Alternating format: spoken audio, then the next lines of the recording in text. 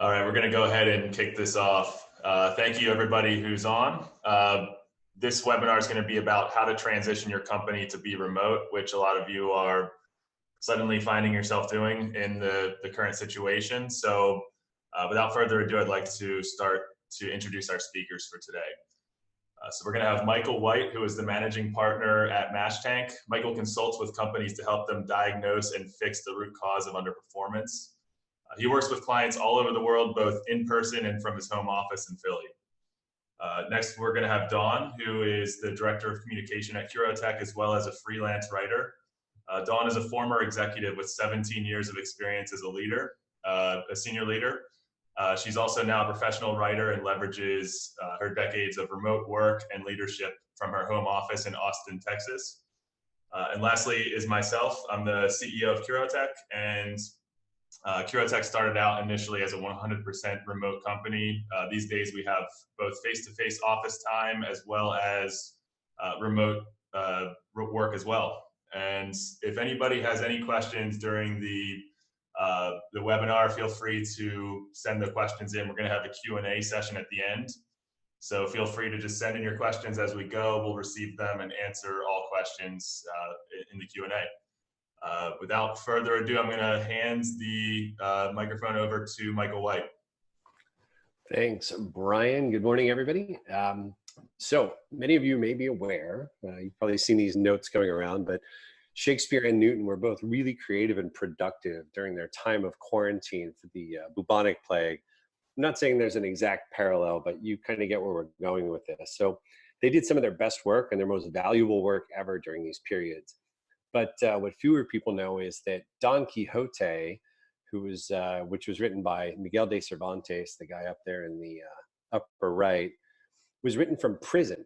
And as well, Nelson Mandela wrote and theorized through most of conversations with myself from jail as well. So, you know, yeah, they didn't have to deal with the never-ending onslaught of the 24-hour news cycle, but technically neither do you. So we're going to talk through a little bit of these things today, but this is more a conversation about looking at this not just as a challenge, but as an opportunity.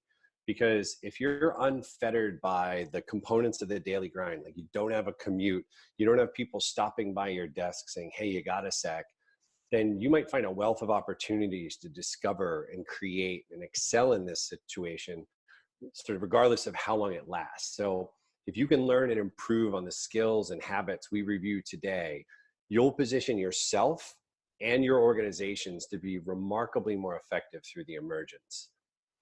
So as we begin, the section on being productive from home, bear in mind that this is a toolkit, right? So not every tool is going to work for every person in every situation. And it's important that you look at your first week or two of work from home as ramping up your experiment. So you shouldn't expect to be an expert at this in a day.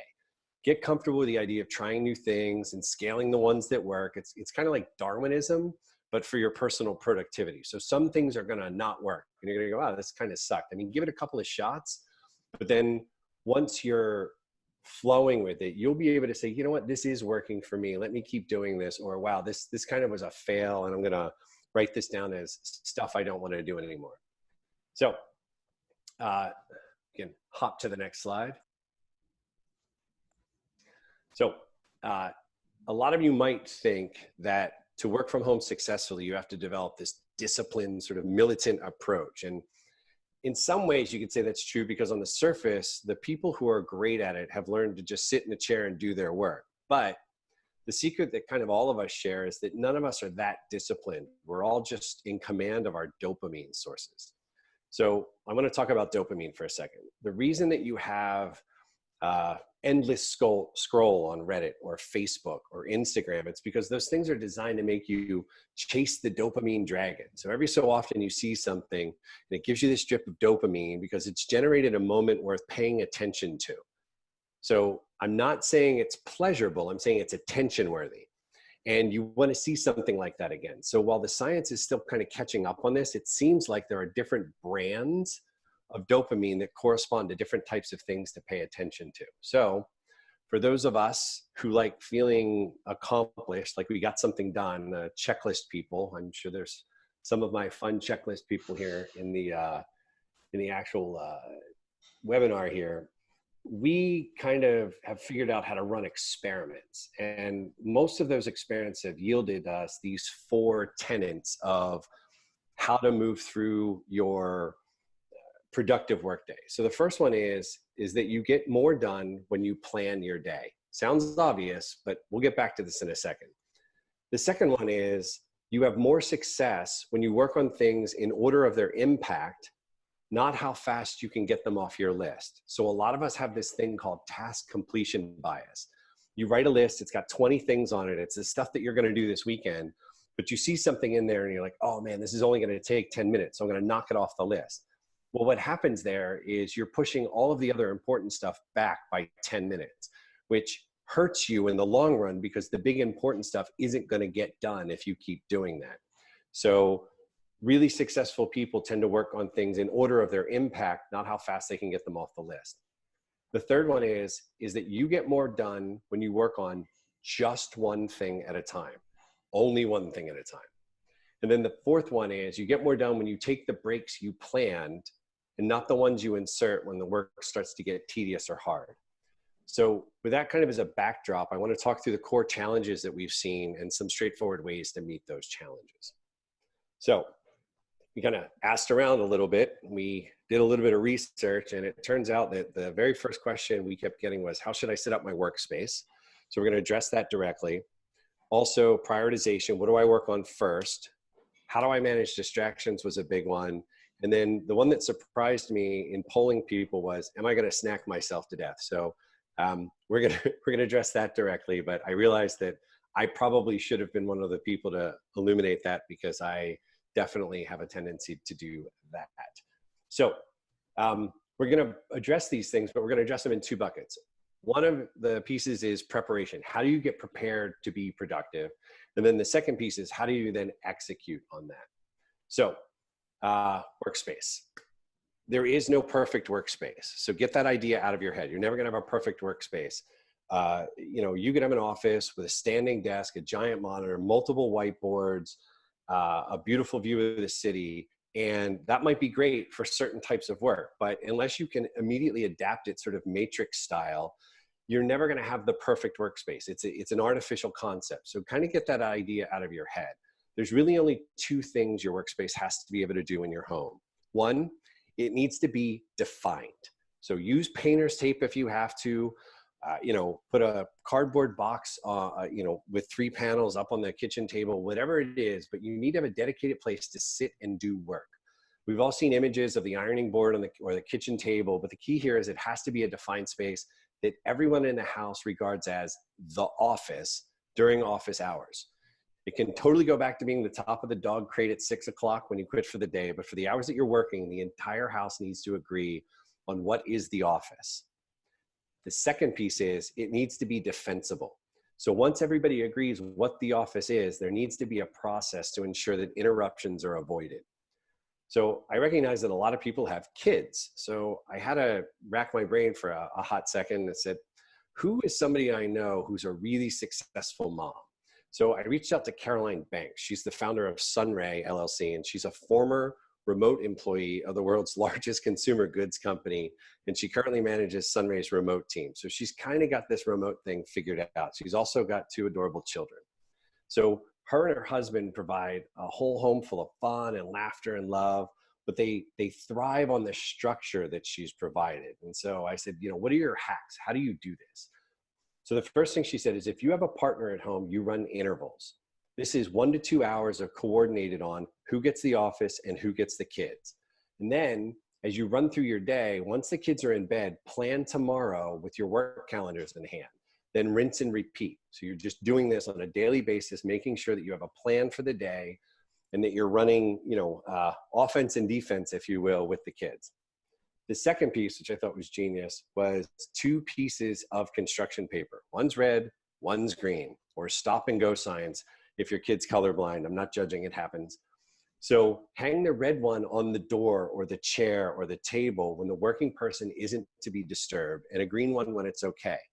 Even super young kids respond to this system.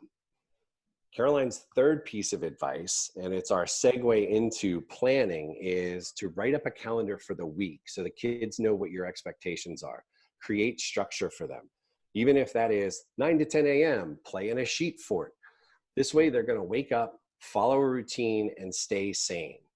The weekly planning is also helpful for you because you can take a look at how many hours you have during the week to do what I'll call work. And then that allows you to see also, like, when are you doing house chores? When are you doing kid time? When are you doing meal prep? And I kind of need to give everybody this permission slip in their minds. You might find out that you have less than 40 hours planned for work. If that's the case, I want you to think about this. If you sat down and could hammer out uninterrupted work for an hour or two at a time, how much more work would you get done than in a normal 8-hour workday?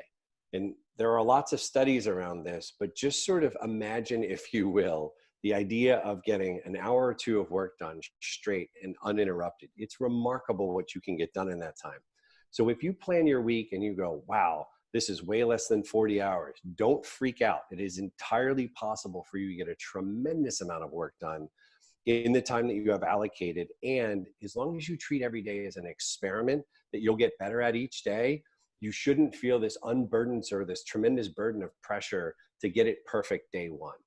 So hope all of that makes sense as we move into this idea of continued planning. So we got the workspace picked out, we've got it protected, we've done our weekly schedule. Now you got to get specific about the day.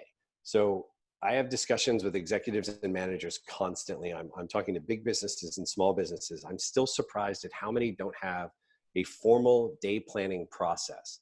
So for the ones that do plan their day, I find more of them prefer to plan tomorrow at the end of today. So I'm an advocate of whatever works for you, but I typically plan my day first thing in the morning when I have the most information possible. That said, either timing works, you just gotta do it. So when you do this day planning, it's best when you use time blocks. I'm gonna explain time blocking in like 30 seconds, but if you ever get a chance, read a book called The One Thing. It's Jay Papasan and Gary Keller of Keller Williams. Really amazing book, but this time blocking concept works really, really well. So you chunk your day out into blocks where you do specific things. The reason you use chunks is because you lose the most amount of time moving from thing to thing. It's called switching costs, and it's a heavy discount on your productivity. So we don't have time today to talk about all the science behind it, but I'll just make 2 quick points. One, there's no such thing as multitasking. If you pride yourself on being a multitasker, you're living a lie. There is no debate on this. Every shred of science indicates that you're worse at both tasks, and they're each taking longer when you do it. So the next time you think of multitasking, instead think texting and driving. 2, if you move between 4 things in one day and you're oscillating between them, you lose more than half your day to switching. Half. So don't do it. So when you block, you can do this in 1 to 2 hour blocks for doing your work. It matters because that's a good chunk of time to get a lot of work done, but not so much where you're going to fatigue. So that brings me to the next piece, which is plan your breaks. When you know that you have a break coming, it makes it a little easier to focus on doing your work now. If what you do is you interrupt yourself constantly with breaks during your time block, it's usually because the work's getting hard, or that little ADD monster in your brain goes, I need to look at something else. Push through that. We'll talk a little bit about beating the resistance in a minute, but ideally you're doing 1 to 2 hour blocks, kind of what we talked about with Caroline's plan for doing it in tandem if you have a partner at home, but ideally you're using 1 to 2 hour blocks to get your most important work done. You won't be amazing at this day one, but you can practice. After you get off this call, put a time block on your calendar for the end of the day or tomorrow for just like 20 minutes and call it day planning. Then keep that appointment with yourself. You'll be surprised how great it feels to have a plan. So now you've got a workplace, you got a space, you've got a schedule, you need a list. And the list is important so you know what to do when it's time to do the work. So how does this work? It's prioritization. So in order to understand this, you need to separate the idea of a calendar from your to-do list. Your calendar helps you see what pockets of time you can make available to do certain types of things. But your to-do list, or your success list, as I like hearing it called, tells you what things are available to work on. So I think some of you people on the call are familiar with Scrum. So this is a stack ranked global backlog of all the work you could possibly be doing that has reached a ready status. If you're not familiar with Scrum, think of this as like a massive to-do list of all of the stuff that you could start today, but it's in order of how important it is, not how easy it is to get done. So that's cool in theory. How does it work? Write down the top 10 or 15 things you should probably get done. If you work on a team, you should collectively agree on this. And Dawn's going to talk to you guys a little bit more about that in the next section, how teams can put together their list. But you get this list together and you put it in order. But think about this question. What one thing can I do such that by doing it, everything else would become easier or unnecessary? So once again, I'm borrowing from a book called The One Thing. But that question of saying, what can I do such that by doing it, everything else will become easier or unnecessary, makes it so much simpler to stack rank your stuff. Now, I'm saying it's simpler, but it's as hard as you think it is. You really only have to do it the hard way once. And then after that, you'll knock the top thing off your list and it'll be easier to figure out each time after that. So your real assignment is get your list together so it has a number one item on it. And then everything else after that, you can kind of reorder each time if you'd like. I'm a huge fan of just stack ranking the whole list, but you just have to get number one in place in order to start working. So quick recap: define and defend your workplace. Use visual cues to help the whole household stay in sync. 2 is plan your week, schedule your day. That's where you communicate your week plan to your household, and then you time block your day with the most current information you have. And then finally, you stack rank your work list. So that's your prep piece. You guys can see in the execution bullets, none of this stuff is going to be earth shattering, right? The rest of this stuff I'm going to just touch on briefly because you'll get it instantly. The first one is dress for work. It's as simple as it sounds. If you dress like you're at a sleepover, your brain will attune to that. I'm not saying you have to wear a tailored suit, but dress like you might have to take a video call with your boss, because you'll probably have to take a video call with your boss. The next piece is work design. When you have your thing to work on, before you start crushing it out, just jot down or make a document of the steps from start to finish. And it seems like a basic thing to do, but it forces your mind to visualize the pathway to success, and it allows you to consider if there are any hiccups along the way. You'll never think of everything, and I don't suggest you try to write every click of the mouse, but a basic outline of the steps is a huge help when you're executing work. Work on one thing at a time. We talked about this, but this is the one thing that people mess up. If your email's open, your phone's flipped screen up, news is on in the background, you're moving between the sales flyer you're building and a training doc you were supposed to work on, you're experiencing death by 1,000 paper cuts. And the worst part is that the novelty-seeking part of your brain loves it. It just eats this stuff up. So it's as addictive as it is unproductive. The way to override your need for novelty is to replace that brand of dopamine with a stronger brand called getting things done. So if you're truly interested in that brand, like actually accomplishing things, then you need to put your phone on silent, shut off your email, or at least go into airplane mode, turn off the news, and shut down everything that isn't germane to what you need to complete. This will help you immensely. The fourth piece is pushing through the resistance. This is super hard, but once you get practiced at it, you just sort of learn to do it. When I talked about shutting off all that stuff, a lot of you probably got this icky feeling like, oh God, what do you mean? This is, that sounds terrible. I'll be like so bored or whatever. This is part of the fuel for the resistance. The resistance is that feeling you have when you first sit down to do work and things aren't perfect. It's not Goldilocks, right? So like the conditions are never going to be perfect.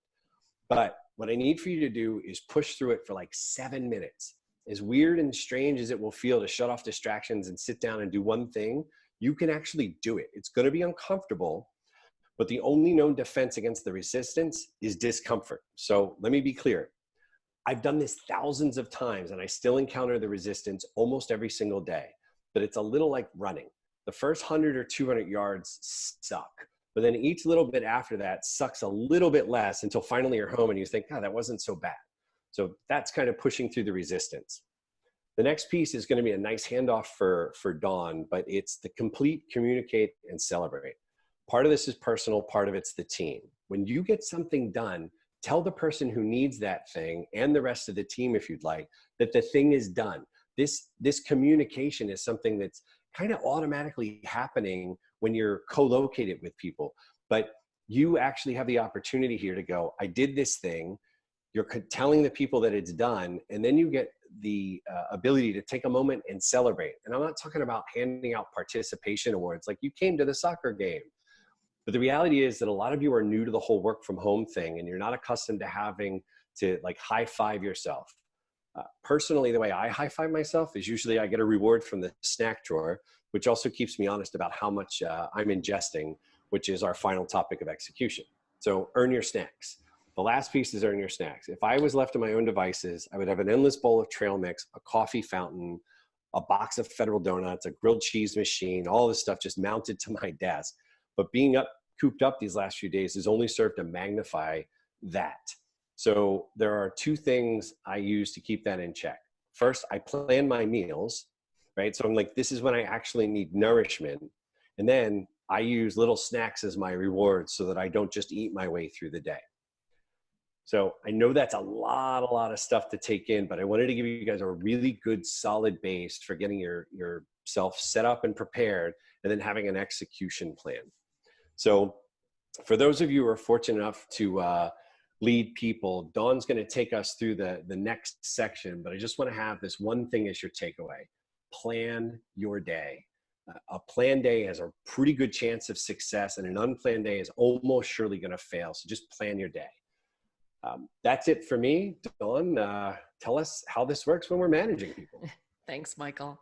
Well, good morning, everyone, or afternoon, as the case may be.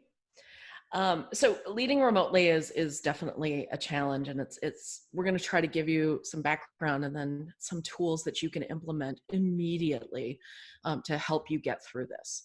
So let's start here. A few years ago, Google researchers embarked on a study to understand what the perfect team looked like. They wanted to use their vast abilities at crunching data to understand the factors that make up an effective and high-performing team. So it's too much to talk about today. The project was called Project Aristotle, if you're interested in looking it up.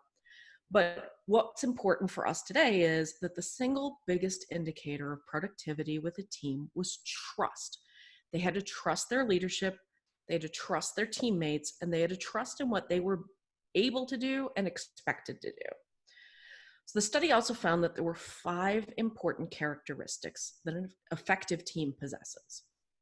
The first is they have a feeling of psychological safety. So this relates less to probably what you immediately assume. It relates more to the ability to feel comfortable to take measured and controlled risks without the fear of consequence. Now, in today's environment, people are dealing with a lot more on the psychological side. So this is an important element to keep in mind as a leader when you start talking to your teams and when you're trying to understand what might be holding them back a little bit. A second element is dependability. Team members need to know that they can depend on their leaders for help, that they can depend on their overall leadership to have the group's best interest at heart and to be leading well, and to depend on their coworkers to do their part. A third element was structure and clarity. People need to understand their role, they need to understand what's expected of them, and they need to know what the work ahead for them looks like. The last 2 items were the meaning of the work that they were doing and the impact of their work. Now, we could do an entire webinar on just those last 2, and they are primarily subjective to the team member themselves.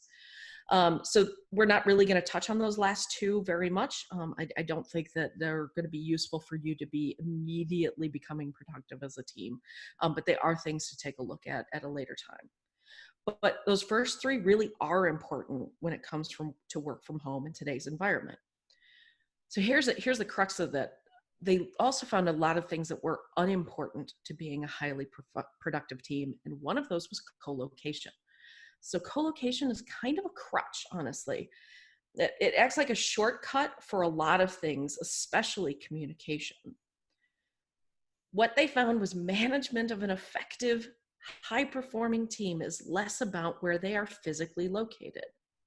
So why is leadership of a remote team so hard?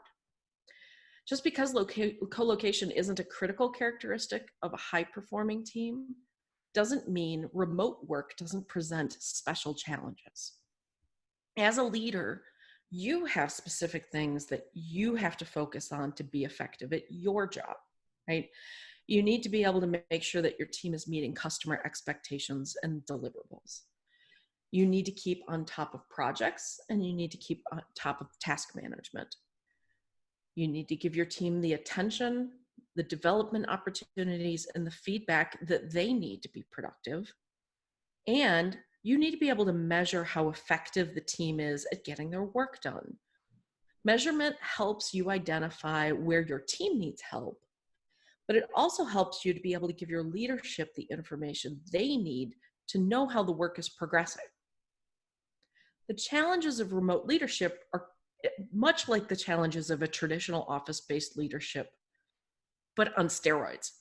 There are a few additional things added. Michael talked about these distractions at home, things like that, but leading at its core doesn't change.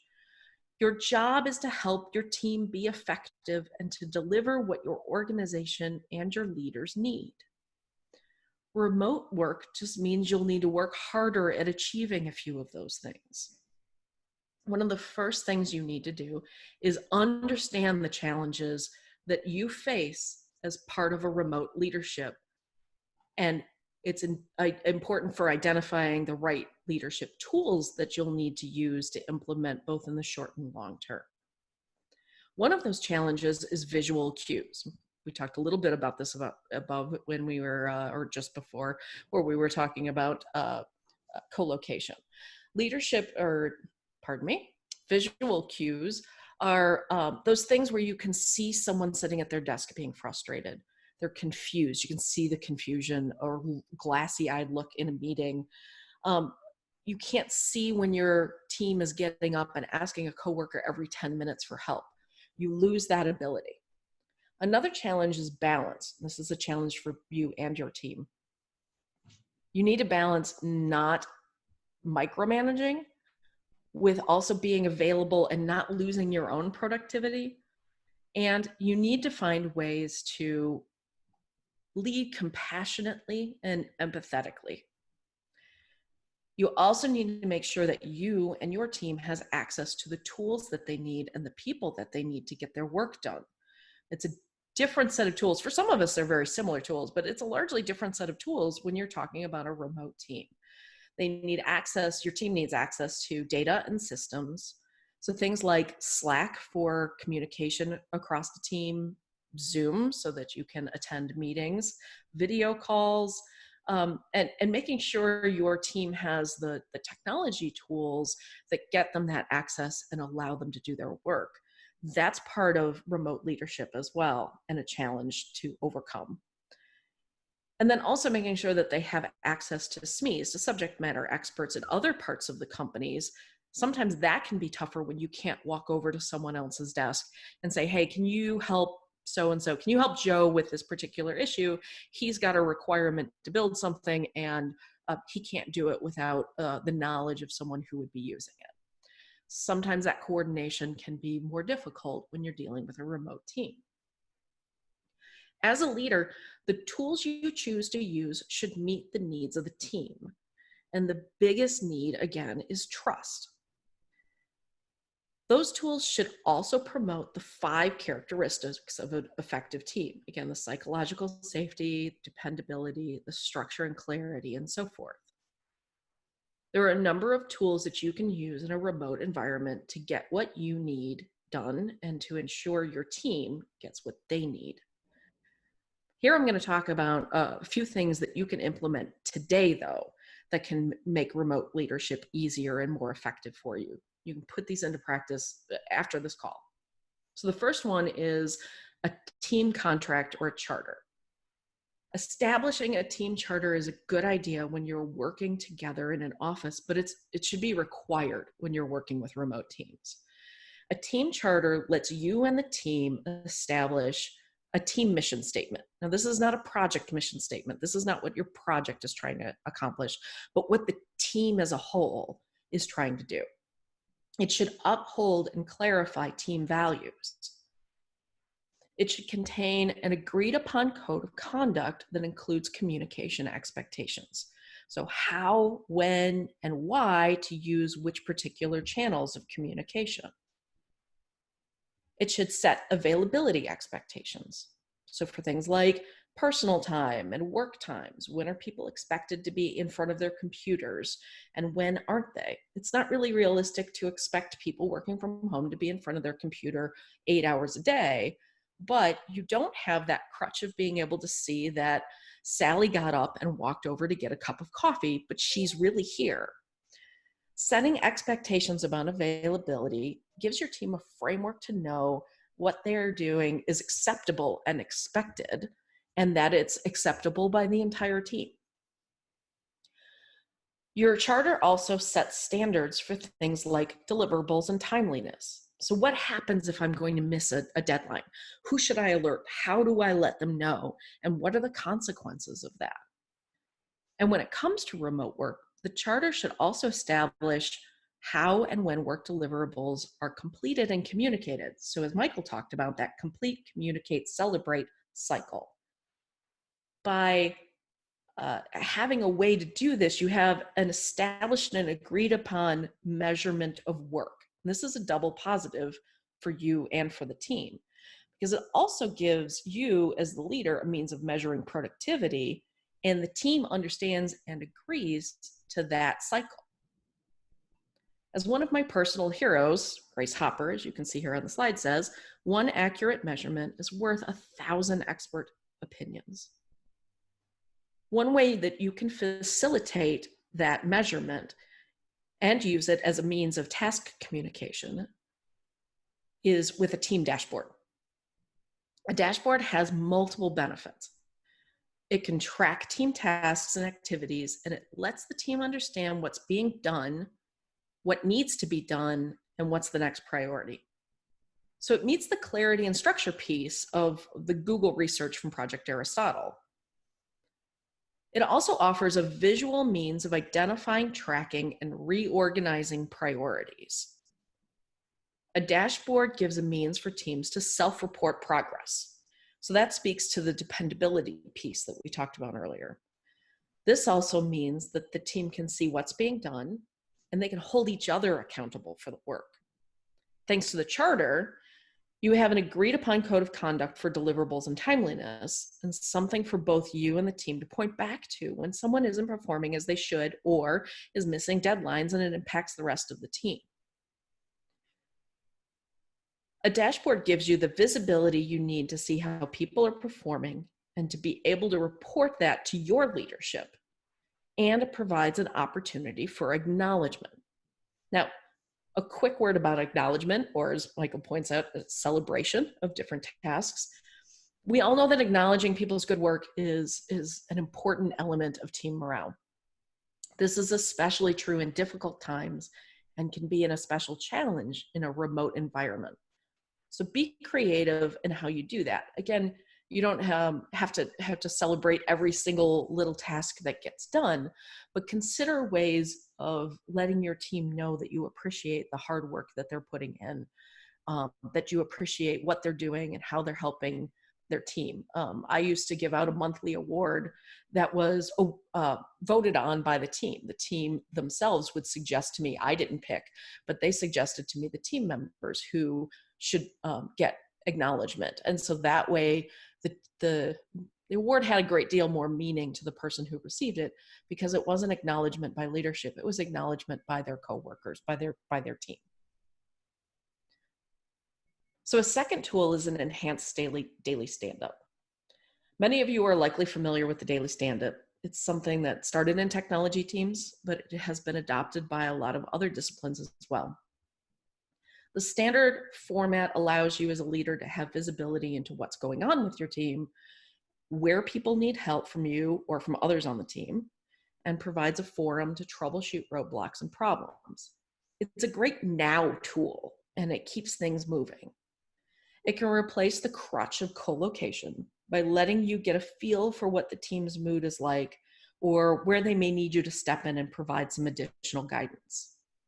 The typical structure of a stand-up, for those who may not know, is here's what each person stands up, or in a call, each person talks, and they indicate, well, what they worked on since the last meeting. They tell you what they're going to be working on between now and the next meeting. And then they also indicate what roadblocks they have or what they're going to need to be able to achieve that task that they're working on. For remote teams, there are a few more items that you as a leader can use to enhance that stand-up and to continue to build that all-important trust with your team. These are especially important during the current environment, but also just with remote work teams in general. You can give a company status. This is particularly important with remote teams because it lets them connect back to the larger organization and helps to remove some of that isolation. What's important is that you be honest, tell it like it is, be transparent, provide the information that they need, don't muddy it with information that they don't need. If the company is struggling, say so. Give the team concrete ways in which they can keep things moving forward.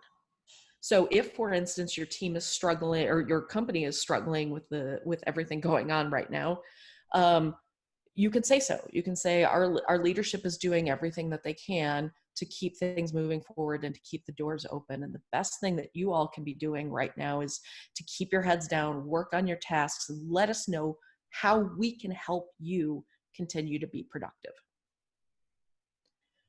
Another way to enhance the stand-up as a leader is for you to help with task management. There may be team members that struggle with breaking out their tasks into manageable chunks, or they may not even know where to get started. This can be one of the casualties of remote work. The team isn't able to get visual clues or easily ask coworkers how to move forward. Pardon me. The stand-up gives you the opportunity to filter out the people who are having challenges with this and help them get back on track. In the stand-up, offer the opportunity for team members to work with you directly after the stand-up if they are struggling with breaking out their work. You might even need to push on this for a little while until people get familiar and comfortable with the process. Eventually, though, it's going to become part of the team's regular cadence, and you won't have to work so hard to get people to stand up and say, hey, I'm struggling with how to break this thing out. The last tool in our toolkit that you can implement immediately is tool number 3, a one-on-one. Now, some of you are probably already doing this with your teams in a formal way, but you want to do this, if you're not doing it in a formal way, you should be, especially with remote workers, but also you should be doing informal check-ins. You want to make sure that these check-ins, you're asking pointed and directed questions. In a remote environment, if you ask, hey, how's it going? You're going to get fine. It's going fine. Everything's fine. Everything's good for a number of reasons. What you really want to do is dig in. You want to ask if they have questions about their deliverables. You want to ask what their structure of their work looks like. You want to ask how they're handling a specific situation or how things are progressing on a particular project. Again, dig in. Really understand what they're doing because you don't have those additional cues that you would in an office environment. Additionally, if you're hearing something from your team in a one-on-one that you're either not clear on or you think they might be going down the wrong track or you just want to make sure that they're clear on it, I'm a huge fan of Socratic questioning. Socratic questioning isn't meant to lead, but it's meant to give the team member an opportunity to verbally explore with you their thought process. So don't answer things for them, just ask them to explain how they are getting to their conclusions and let them talk it out with you. Also, when you do your one-on-ones, check in with empathy. This is a difficult time. Leading with empathy doesn't mean letting the team run the kingdom, but it does mean understanding where your team is coming from. You are there to help them, so be there to help them. Finally, my last tip is to use the tools you have at hand. Use the technology tools available to meet with teams and with others, and use them as much as you need to. Set expectations on those tools You want your team to tell you when they are having problems, but you also don't want them to be disrupting your work over and over. If you take only one thing away from this, trust is the key. Measurement, communication, and clarity all build trust. The leadership tools you choose should strive to build that trust and answer those other pieces and promote those other characteristics. And that way you can build trust with your team and with your leadership. Now, part of leading a team is also defining and promoting the company's culture and promoting relationships between your team members. So Brian is going to share with us some thoughts on company culture when working remotely. Thank you, Dawn. A lot of what you covered dovetails really nicely into what I'm going to talk about here. So the question is, can a great culture be built and nurtured remotely? So where I actually want to start is the first point up there. So companies with a thriving culture perform at their peak. A really interesting metaphor that I love is that the sun produces almost 40,000 septillion watts of energy per second. And yeah, I did have to look that up. If you stand in the sun for a few minutes on a hot day, you'll barely get some minor sunburn. If you take a 1-watt laser and shine that energy onto your skin, you're going to feel it burn very, very quickly. The difference and the reason is focus and alignment of energy. So the laser is pointing all of its energy in a single focused direction, whereas the sun is just blasting it in every direction. So what does that mean for your culture? When your team is aligned and focused and working on the same goals, the same effect will happen. So diving into the challenges that we have here. So one of the challenges that teams that are suddenly shifting from a co-location to a remote working style is a feeling of isolation. And that's especially true if they're new to it. Another challenge is keeping people motivated. This can be a challenge when people are typically relying on the in-person energy that's created from their team and their coworkers and the background office chatter and just sort of the humming and buzzing of the company. And lastly, relating to coworkers. This one's really important because what we can find is that sometimes just that sort of in passing conversation that takes place, the water cooler talk, the sitting down over lunch and talking about sports scores or your pets or your weekend plans, those sort of conversations have a lot to do with building trust among the team, creating connections and relatability. So it's important to really maintain that, to maintain your culture. When you do go remote, people sometimes can feel guilty about doing that stuff, having those conversations when they're remote because they feel like they're not getting work done. They feel like having conversations about sports scores or their pets may be counterproductive to their work and to their task load. So really reinforcing that sort of stuff, keeping people connected, keeping people aligned and relating with one another, that relatability is crucial to keep everybody tuned in together.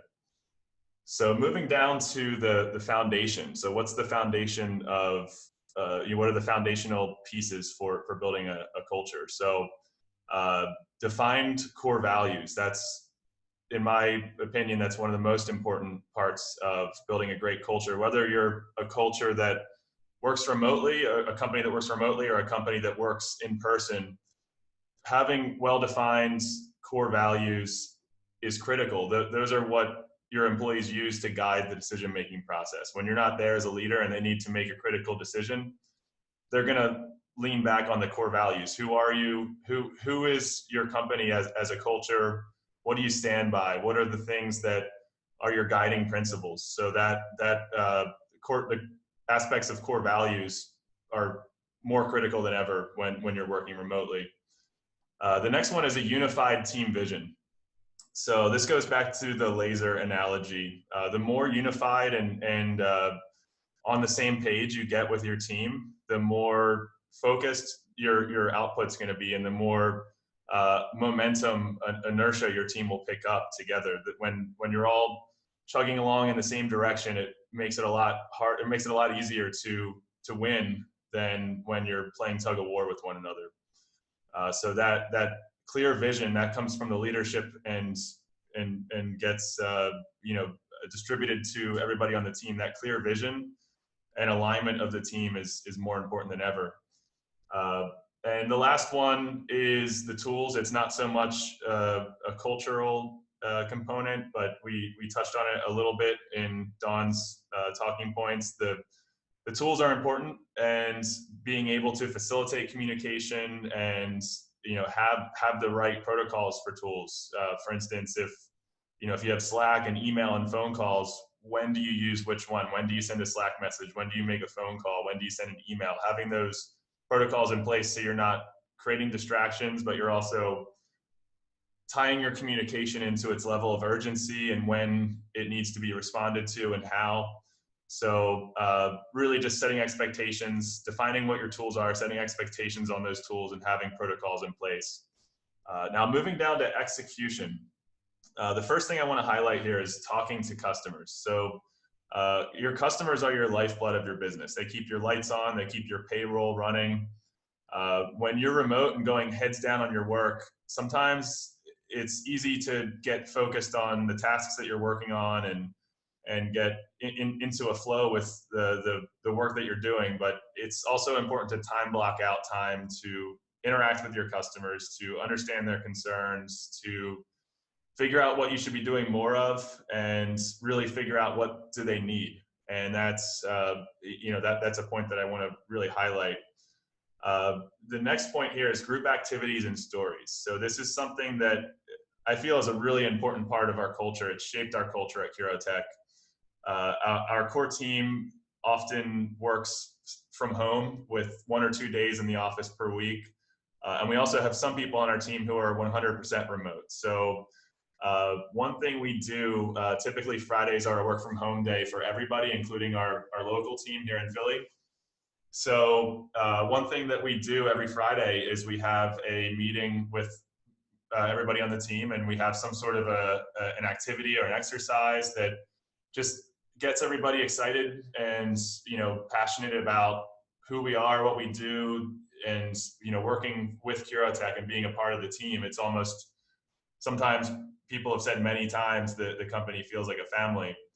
Some examples of these activities, sometimes we'll do something silly like make origami, and then we'll have an origami competition, and everybody comes to the Friday meeting with the origami they made that week and tells us what it is and why they made it, and then everybody votes, and we have a winner, and they have a $50 or $100 prize for winning the competition.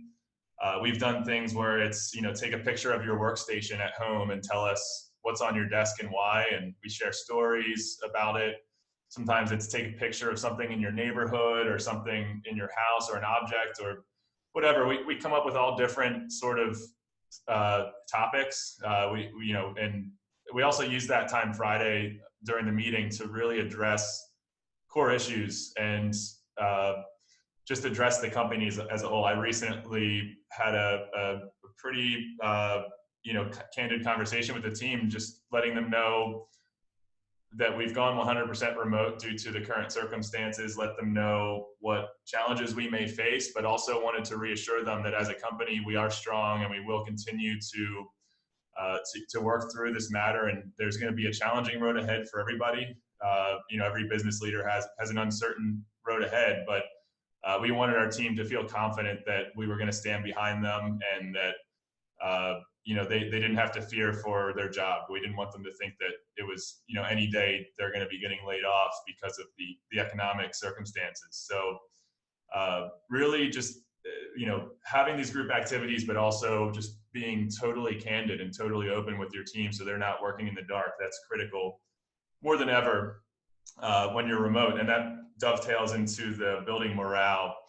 I touched on a lot of the points of building morale, but it's really the leader's job to build morale in the team and set the tone and the energy of the team. Trust and confidence, those are really important things that the team needs to feel from the leaders in order to feel positively energized about their work. So just to kind of close this out, culture is more than ping pong tables and pizza parties. It's much more than that. It goes from the core defining principles that the leadership sets, and then how that is executed in practice. And if you only take one thing away from what I just said, building a great culture, co-located or remote, is fundamentally the same. The difference is working remotely will accentuate your culture's strengths and weaknesses.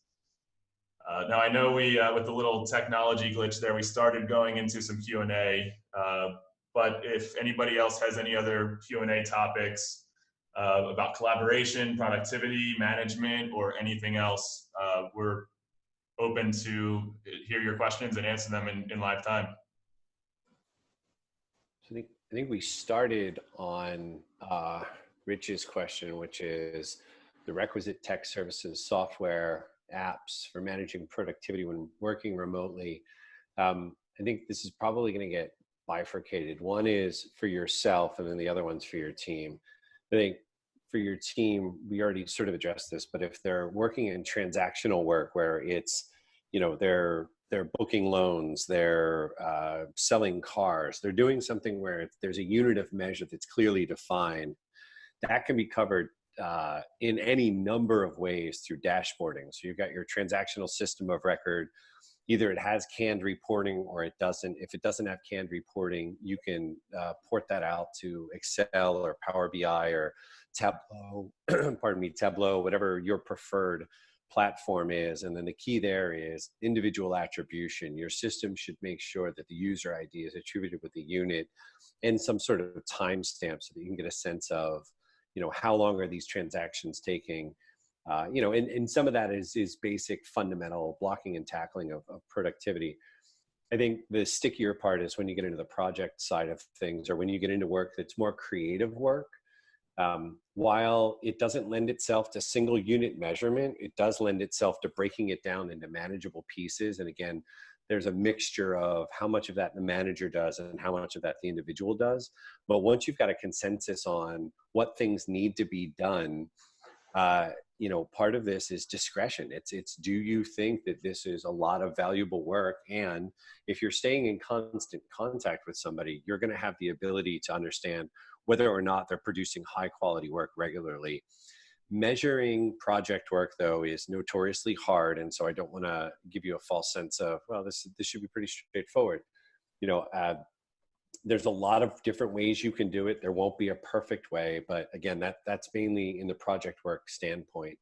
For your own personal productivity, again, projects versus transactions. Transactions are pretty straightforward. Having that success list and keeping it running, keeping it in Excel, if you will, or some other sort of sheets or document, allows you to cross off the things that are done and then sort them to the bottom. And what's fun is if you throw a date or a date timestamp in there, at the end of the week, you can go back and you can see what you've gotten done by day. You know, I'm not suggesting this for everybody, but I have a running list that I've been using for about 3 years. And it is occasionally fun to go in there and pivot that thing and say, oh, wow, you know, I got 70 items done this week. What was I doing? So there are a lot of different ways to do that. And I'm not sure if I'm answering both sides of that question, but as a manager, you need to know what type of work they're working on to answer that question. And then for yourself, you just need to understand what is your unit of measure and how do you want to track that? But sometimes the simplest answer is usually the right one. Right.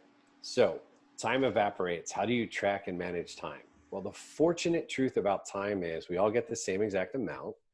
So clocks work great for that. But when I'm not being snarky about this, time tracking. If you plan your day, then it's easier to understand where your working moments were and were not. So, you know, I can't show you my schedule per se right at this moment, but if you go through and you plan your day, so imagine it's the end of the day today, you're planning tomorrow.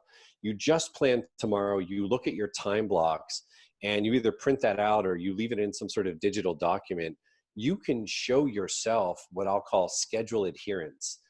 And if you make a good plan and you are, I don't know, we'll call it 50 to 60% accurate on what you did the next day for that plan, you'll begin to get a sense of, was that a good day or a bad day? For me, if I get 60 or 70% right for my day plan, it's a great day. I got a lot of stuff done, and I feel good about it. And because I worked my list top down from the most important, I know that I did a good job. That is something that has come with practice, though. So I don't know what the launch sequence would get there. If you really need something that actually measures minutes, there's an app called Toggle. And Toggle does a very good job of you being able to hit start and stop, and it gives you a thumb scrolling list of your top 4 or 5 things that you typically find yourself doing. I found that better when I used to bill by the hour as a consultant, which is a construct I've gotten away from for years now. But if you're really trying to just study your time and get a better sense of where it's going, Toggle might be an easy phone-based way to do that. I'll pause there. Brian or Dawn? Yes. Sure. Yeah, so just looking here, it looks like Jeff has sent out a useful tool called Motivosity. I'm going to look into this. I haven't personally seen it, but his note here is that to communicate about our culture / values and praise our colleagues who demonstrate they are embracing our values in their day-to-day actions, this tool Motivosity is something he recommends. So we'll look into that, and I will, Yeah. Jeff, I love that idea. Thank you for sharing that. I want to take a look at that for sure. Yeah, definitely interesting. And then he also has a second question here. Will we have a recorded version of this webinar so that he can share that with his employees? The answer is yes. Tech Quirks and all will send out the full video recording. And we also plan to follow up, actually, just kind of jump into the next slide. We plan to follow up with a 1-pager cheat sheet that you can use as reference as you continue to navigate this transition to remote work. So those 2 things will be coming out via email in the next 2, maybe 3 days. We also plan to publish a blog article that talks a little bit more about the actual technology tools and what you can use and how, and get into that a little bit more. But thank you for those tips and questions, Jeff. Brian, I know we're running a little bit over time. Maybe if anybody has one more question, we can go ahead and take that. Otherwise, we can close out. Looks like as of now, that might be it. Okay. All right. Well, thanks everybody for coming out. I definitely enjoyed sharing what we knew with all the people that decided to attend. Brian, thank you for putting this together. Well done, sir. I'm glad we were able to wheel this around in time for it to be useful to folks. And then if anybody has any questions for us for follow-up, you could always reply to the 1-pager we send out. We got a couple thank yous. Thank you everybody as well for attending. We really appreciate the attendance.